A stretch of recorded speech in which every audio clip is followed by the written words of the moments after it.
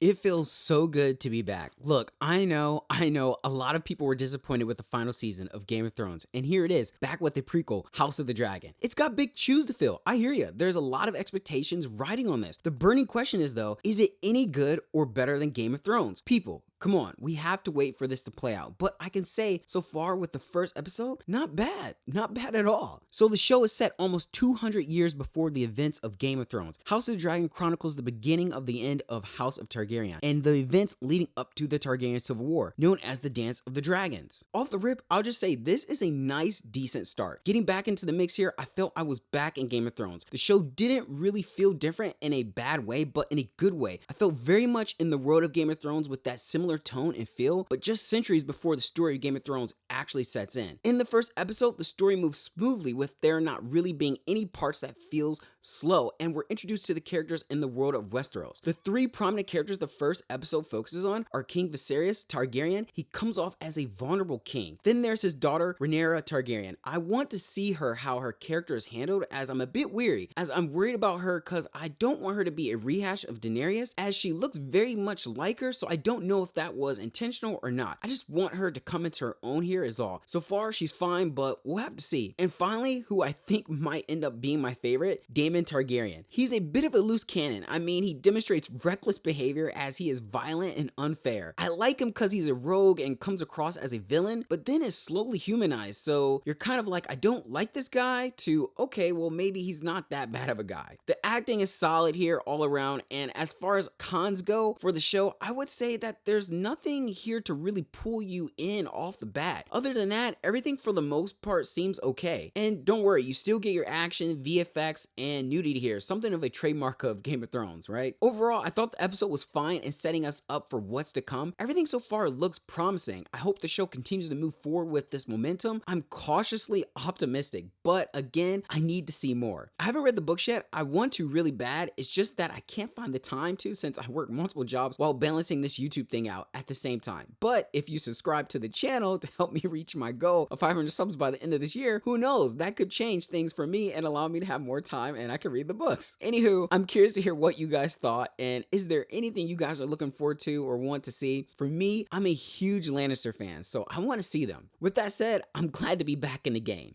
I'm just saying.